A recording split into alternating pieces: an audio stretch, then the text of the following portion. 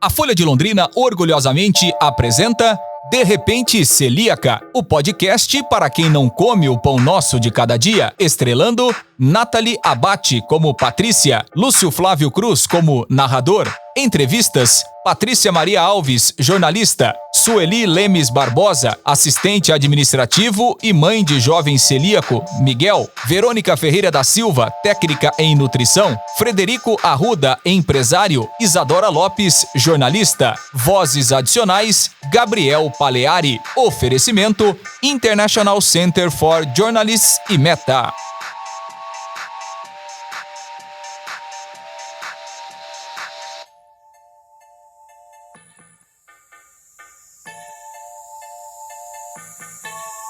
No episódio anterior, Patrícia se descobriu celíaca e, de repente, várias questões foram respondidas, mas também surgiram novas e ela decidiu buscar respostas não só para ela. E aí veio a ideia de fazer um podcast investigativo sobre o glúten. Seria ele um grande vilão nessa novela? E aqui a história parece ganhar um novo rumo.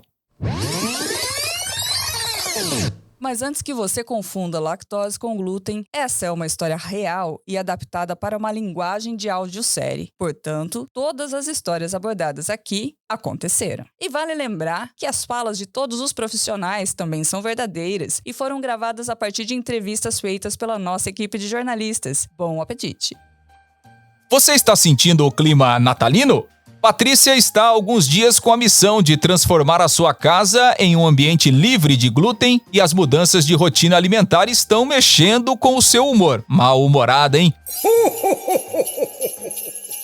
Coitado dos seus amigos íntimos. Eles estão fazendo de um tudo para ajudar ela a entender que não tem que fazer greve de fome e nem jogar todas as comidas fora. Mas, se você está aqui acompanhando comigo, já notou que ela está bem confusa e até meio triste. Ficou revoltado. Ela emagreceu mais de 10 quilos.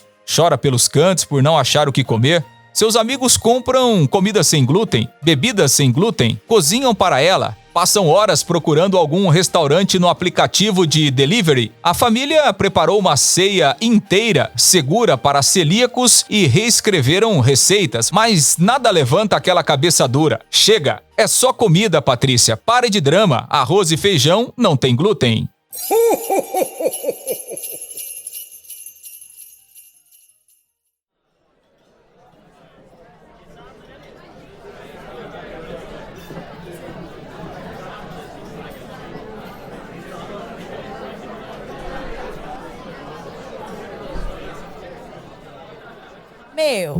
Esses dias você comentou sobre tudo o que tá passando desde que descobriu que não pode mais comer alimentos com glúten. E eu lembrei de uma amiga minha. Ah, é? Mas faz tempo que ela sabe. Como ela descobriu? Ela teve problemas desde sempre, por isso que eu lembrei de você na hora. E ela também só ficou sabendo depois de enfrentar vários problemas. Nossa, isso é mais comum do que eu imaginava. Quer conversar com a Isadora? Quem sabe ela pode te ajudar com algo e até mesmo para você incluir no seu podcast que você está fazendo. Ela também é jornalista. Acho que seria demais. Você me passa o contato dela? Lógico. Já mandei para você agora no Whats. Oi, Isadora, tudo bem? Eu me chamo Patrícia, sou jornalista e amiga de Fernanda. Ela me passou o seu contato porque eu também descobri que sou celíaca e queria muito conhecer a sua história, sabe? Desde que isso tudo veio à tona, eu preciso saber como as pessoas estão lidando, como descobriram e de que forma isso afetou e ainda afeta a rotina. Você topa ser a minha entrevistada para um podcast que eu tô fazendo sobre a doença celíaca? E deste convite surgiu um bate-papo muito revelador. O campo que Patrícia está entrando para jogar é um tapete, perto dos campinhos de várzea que outras pessoas estão jogando há muito tempo. Quantos anos você descobriu essa doença? 16. Você tem a doença celíaca, né? Isso, aham. Tem outras intolerâncias alimentares? Não. E como foi que esse diagnóstico entrou na tua vida? O que você sentia na época? Na verdade, a minha infância toda eu passei por médicos para descobrir de onde vinham alguns sintomas que eu tinha, mas o principal era entender o porquê eu não crescia dentro da média que eu deveria estar crescendo. E era relacionado a questões genéticas, até hormonais, porque realmente eu tinha um distúrbio da tireoide, mas nunca foi identificado como doença celíaca. E hoje a gente sabe que muito provavelmente a minha baixa estatura se deve à doença celíaca que demorou para ser diagnosticada. E o diagnóstico entrou na minha vida em uma mudança de médico que eu fiz, que eu fui para uma nova endocrinologista, e na primeira consulta, relatando alguns sintomas, mas principalmente pela questão da minha estatura, ela resolveu testar. E o teste, o primeiro já veio positivo, e depois eu fiz todos os testes, né, que são necessários, e eu testei positivo em todos. Então, o meu diagnóstico foi um diagnóstico relativamente fácil de fechar, mesmo ele tendo demorado para chegar, porque os meus exames vieram muito claros.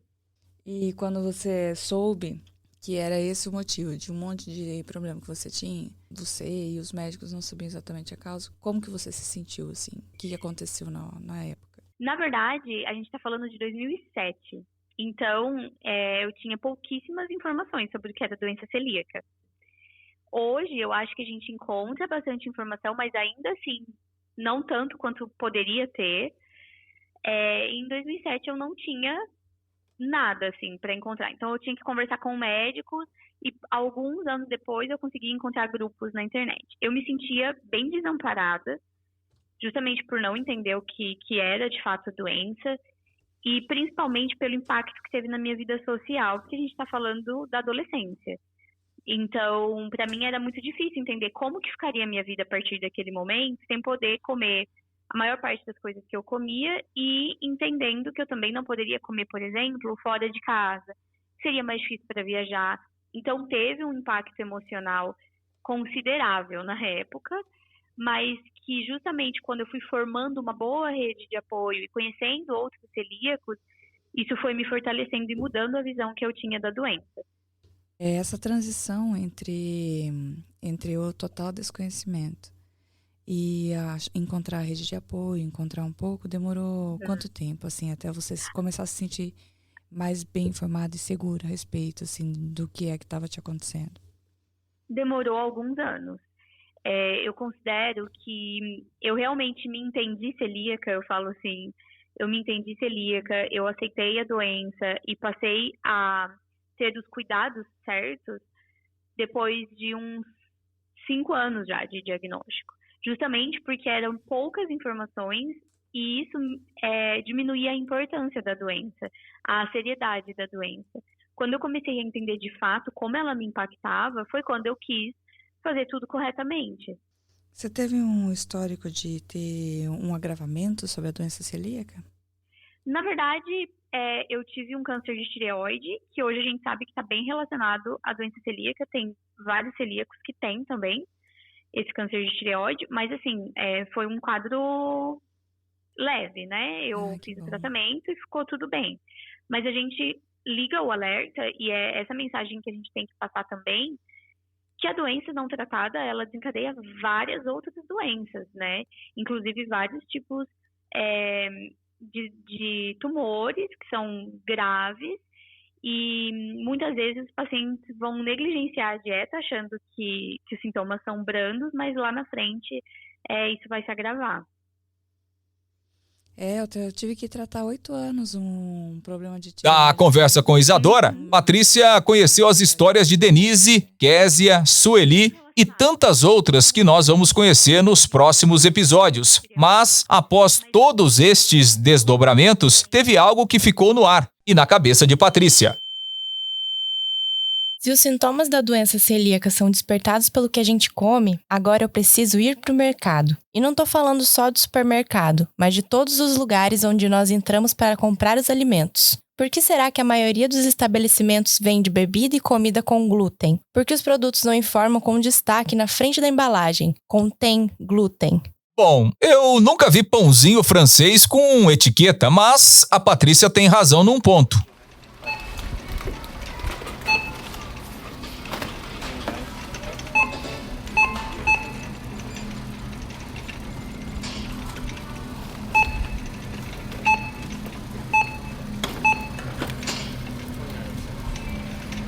Atenção clientes, bolacha recheada só R$ 2,90, chocolate barra apenas R$ 4,99, macarrão tipo espaguete somente R$ 3,99, Supermercado Montão. Aqui a sua economia faz a diferença. Venha conferir as promoções de hoje. É um verdadeiro festival de preços baixos e muita variedade.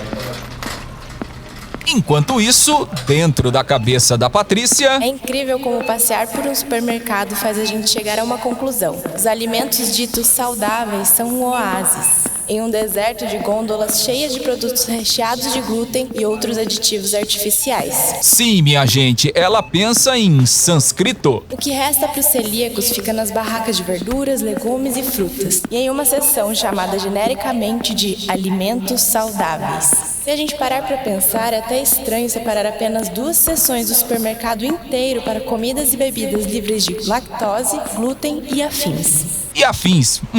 Então, todo o resto não é saudável? E por que a gente continua achando isso natural?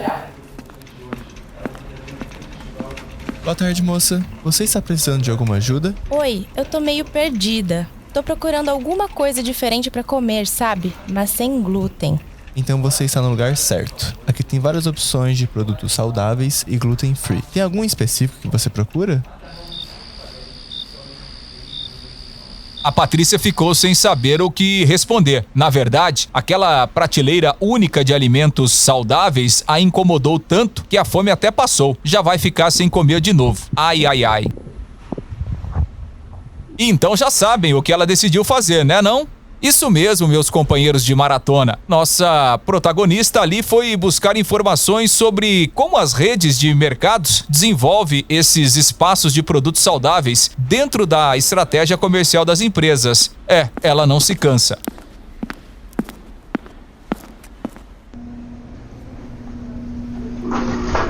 O próximo passo está dado. Verônica Ferreira da Silva, técnica de nutrição de uma grande rede em Londrina. Por que é criada essa área saudáveis assim?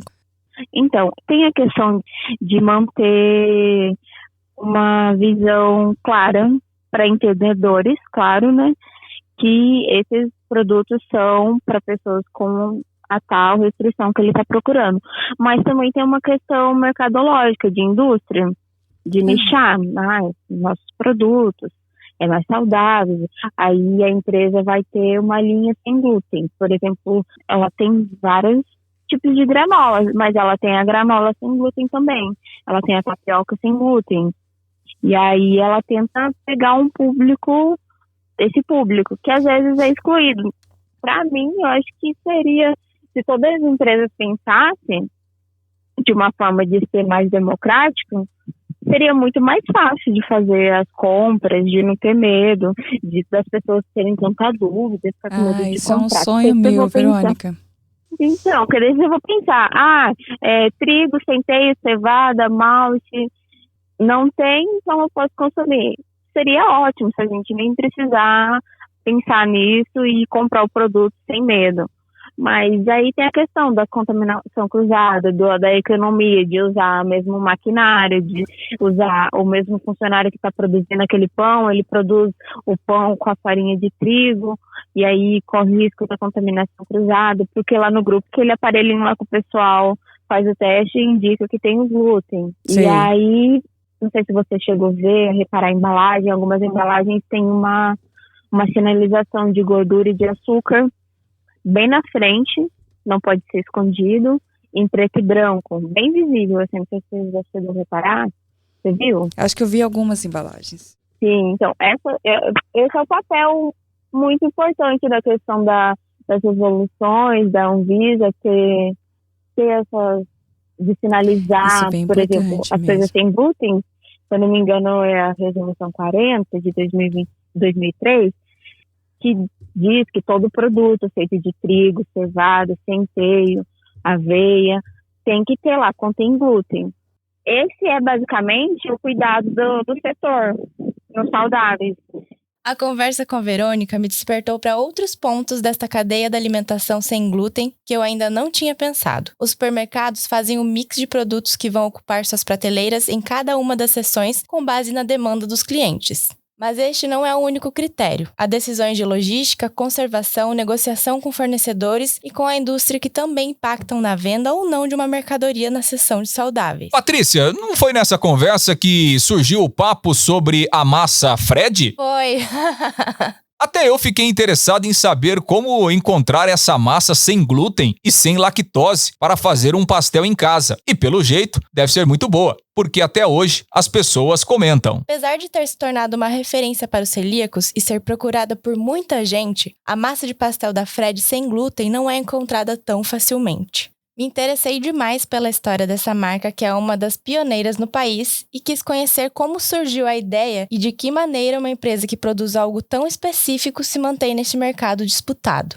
Vou ir atrás dessa massa Fred, Verônica. Vou tentar descobrir quem eles são. Aí eu te conto. Então, eu tentei comprar na internet para ver se te vendia online, mas não. Não, eu vou atrás e eu te falo. Você vai ver, só vou achar a massa Fred.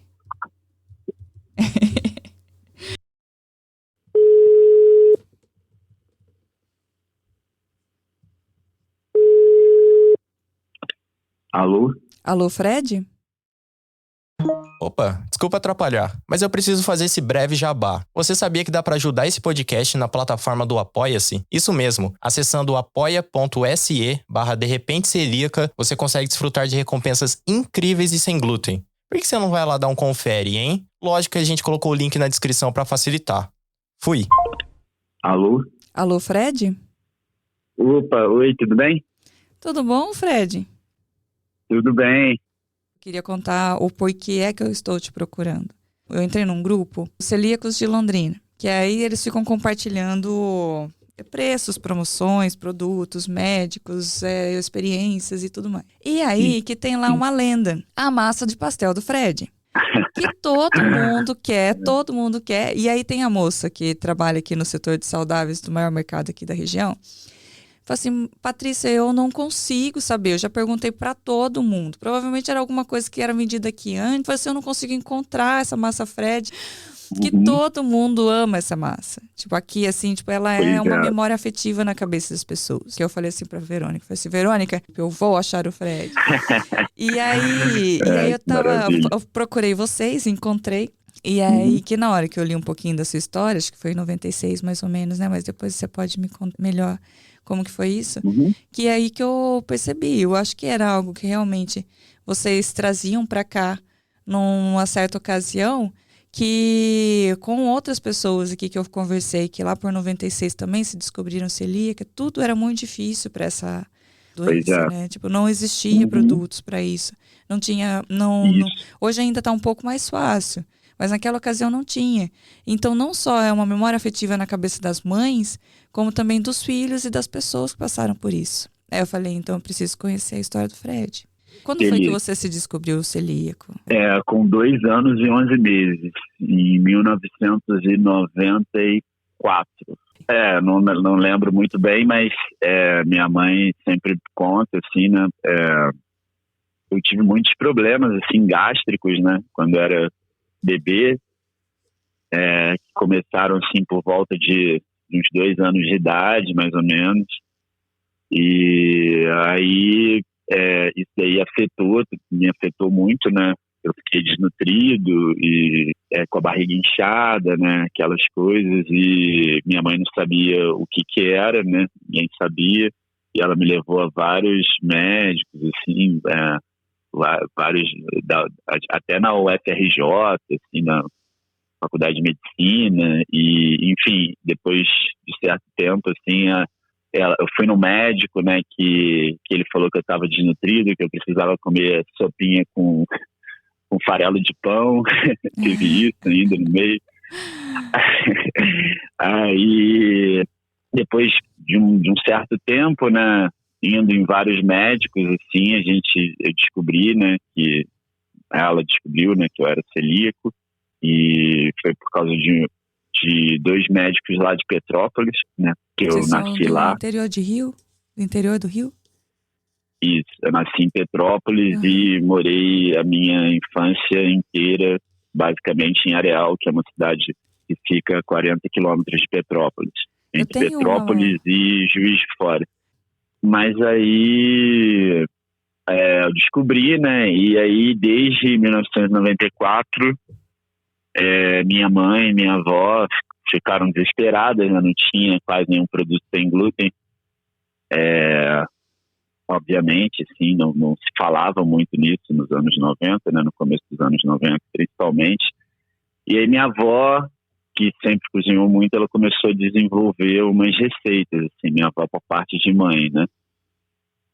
Vou frisar isso que é importante lá na frente. Uhum. E aí, através dessas receitas, assim, fez várias coisas. O pão, massa de pizza, o pastel, a massa de pastel, várias coisas. Ela foi fazendo bolos e tal, e desenvolvendo e tal. E esses produtos que eram basicamente para mim e para alguns celíacos, assim, né, das reuniões da Celbra que a gente ia e tal, eles foram um embrião da empresa lá, né? Uhum. Nessa época, meu pai ele tinha uma padaria convencional, que é algo curioso a ser falado, assim. Ele já tinha, antes de eu ser diagnosticado celíaco, né? E essa padaria em Areal, já, não era em Petrópolis, né? Eu mudei para Areal cedo, assim. E aí eu não podia nem entrar na padaria, né? Era aquela coisa.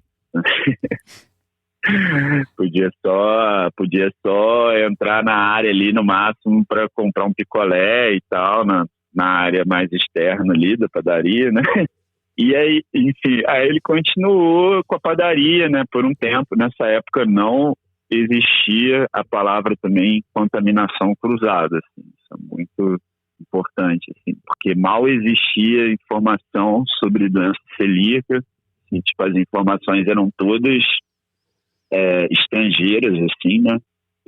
Chegavam a gente, assim, minha mãe, ela sempre falou inglês bem, então, assim, ela traduzia lá, e, enfim, a gente procurava as coisas, minha tia também, e às vezes comprava umas coisas assim importadas, né? Não tinha tanta coisa realmente. E aí, meu pai teve a padaria mais ou menos até meus 14 anos, se eu não me engano. E só que um dia ele viu no Globo, eu acho, no jornal, e estava começando a ter um boom lá fora e começando aqui no Brasil a ter, acho que, as primeiras empresas de produtos sem glúten, e a padaria já não estava indo tão bem, sim, ele estava meio aborrecido, aí ele decidiu vender a padaria e abriu a empresa meio que quase que instantaneamente. Quando ele viu a matéria, assim, ele viu uma oportunidade, porque a esse ponto minha avó já tinha muitas receitas, assim, sabe?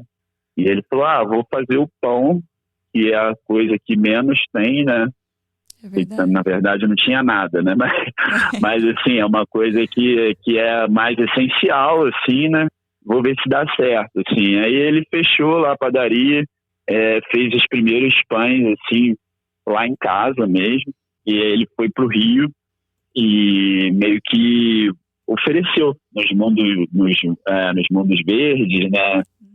Naquelas lojas de produtos naturais lá. E aí, desde cara, assim, já teve numa primeira ida ao Rio dele, já teve uma boa aceitação, assim, né? Ele deu para os lojistas lá como degustação e tal, falou que ia voltar. E aí, como ele teve uma boa aceitação, ele abriu a fábrica, que era primeiro numa casa, assim, uma casinha lá perto da minha casa, em Areal, quase em frente, e ficou por uns anos ali, até que sentiu uma necessidade de expansão, porque o mercado de produtos sem glúten começou a ficar mais aquecido, assim, né, ao longo dos anos, principalmente por causa de dietas fitness, né? Uma época que ficou muito em alta, assim, a coisa do sem glúten associado à saúde, né, à alimentação. E aí começou a dar um boom, aí ele teve que vender, que ele alugava nessa época. Ele teve que sair de lá e alugar um galpão minúsculo, bem pequeno mesmo, né? Tipo, nem sei se pode ser chamado de galpão, mas que era maior do que a casa e mais estruturado. Ali, nesse galpão, ele fez a Fred Alimentos Sem Glúten ali, né? Uhum. E ficou uma coisa mais estruturada, e aí a gente começou a desenvolver várias coisas na época, assim, outros tipos de pão, os congelados também, eles começaram a ser mais desenvolvidos ali, sabe? E aí a gente tá lá até hoje, e meu pai, ele construiu um outro galpão atrás, né? Porque em 2016, o boom dos produtos sem glúten já tinha sido substituído por outros tipos de dieta fitness, né? Uhum. Então, acho que o grande boom mesmo foi entre, sei lá, 2010 ali, 2014, sabe? E, tipo, tudo era sem glúten e a maioria das pessoas que a gente vendia, na verdade, nem eram celíacos, assim, consumiam o produto final. Então, assim, as coisas foram muito bem. E a gente começou a vender para outros estados, assim, né? Foi para São Paulo, acho que São Paulo já estava em alguns lugares, e aí foi para o sul também, né? Santa Catarina, Paraná, acho que até chegamos no Rio Grande do Sul também, mas também pro Nordeste, né? Até o Espírito Santo, Minas, né? Que é mais perto aqui também, e Rio de Janeiro. E só que aí também depois retraiu, né? Nessa época aí a gente decidiu, 2017, 2018, quando a gente estava desenvolvendo a fórmula da cerveja, enquanto a gente estava desenvolvendo a fórmula da cerveja, a gente decidiu meio que dar uma retraída nesses lugares que a gente vendia, porque o que acontecia? Era muito caro, né, chegar lá. A gente tinha, tipo, uma pequena frota, né? Assim, uma logística. A gente mesmo que entregava, né? A gente tinha 2 caminhões frigoríficos, agora está com um só. E a gente resolveu meio que, vamos voltar mais pro estado aqui do Rio de Janeiro, São Paulo e Minas Gerais.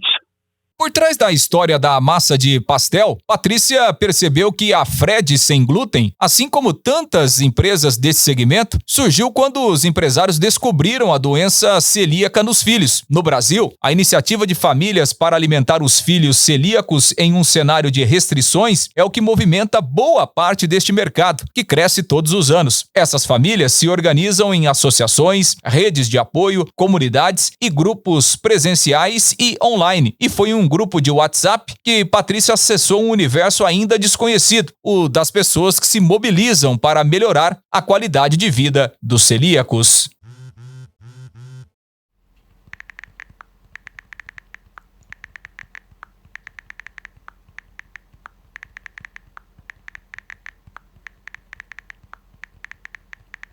Conforme eu li aquela troca de mensagens, fui me dando conta de que havia muito mais pessoas celíacos do que eu imaginava aqui, sabe? E que cada uma compartilhava ali um pedacinho da própria convivência com a doença. Os desafios e alternativas para ter uma vida mais próxima do que se pode chamar de normal.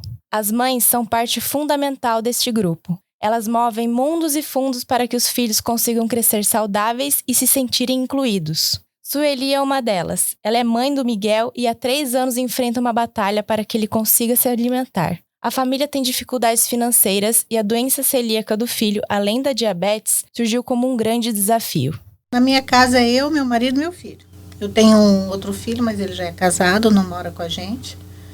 E por conta do Miguel, né? Porque também toda a alimentação do Miguel eu que faço, né? Então, se ele quer uma pizza eu que faço, se ele quer um sanduíche eu que faço. Ontem mesmo ele queria cachorro quente. Daí eu já deixo tudo que meio pronto, sabe? Assim, um pão congelado, salsicha. Então, não é uma coisa que ele come sempre, mas ontem ele pediu. Então, assim, eu tento, como que eu falo, não deixar ele ficar com vontade, né? O que eu posso fazer para ele, para minimizar essa questão da doença celíaca, eu faço. Vocês tiveram um acompanhamento de algum especialista no começo, assim, para dizer o que vocês precisariam fazer na cozinha? Então, Miguel, ele tem ainda. Ele tem acompanhamento com gastro, né, com a gastro dele. Passou por nutricionista e faz o acompanhamento com a endocrinologista.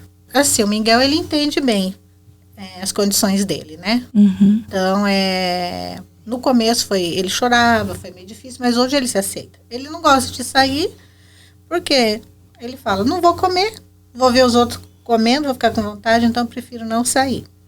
E, às vezes, quando a gente vai em alguma casa de algum conhecido, que tem um jantar, um almocinho, que ele quer ir, daí eu faço a marmitinha dele e levo, né? Então, assim, no começo a gente passou pelo psicólogo online, né? Porque era tudo na pandemia, né?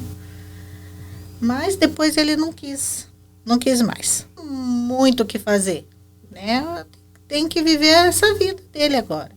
Porque se ele come alguma coisa com glúten, vai fazer mal para ele, né? Então ele sabe que não pode comer nada com glúten. Ele arrumou um emprego agora. Primeiro emprego, menor aprendiz, está tudo feliz. E lá onde ele trabalha, ele tem comida, né? Mas ele não come. Então ele já leva a marmitinha dele ou já vai almoçar de casa. E recentemente você compartilhou com a gente lá no grupo dos celíacos de Londrina que o exame do Miguel, apesar de todo esse cuidado que vocês têm, tinha dado alterações. Conta um pouquinho dessa história. Então, deu alterado o exame do glúten, né? Deu bem alterado. Agora ele tem uma consulta com a gastro, dia 26 de outubro, ele tem essa consulta. Provavelmente ela vai pedir uma endoscopia. E eu vou ter que aguardar.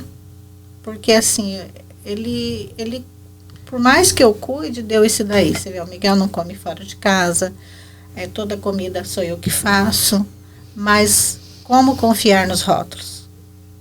Né? O rótulo, tudo que eu vou comprar, eu leio o rótulo. Mas e se o rótulo não está rotulando corretamente?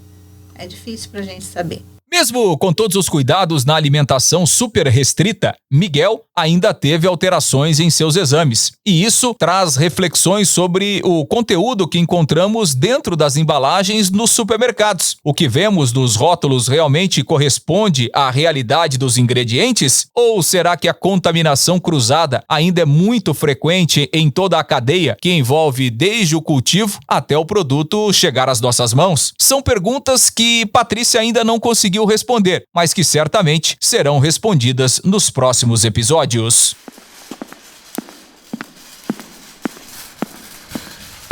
Achei a massa Fred, não acredito. Abemos pastel. Tô feliz por ela e por saber que existe vida sem glúten e boa vida.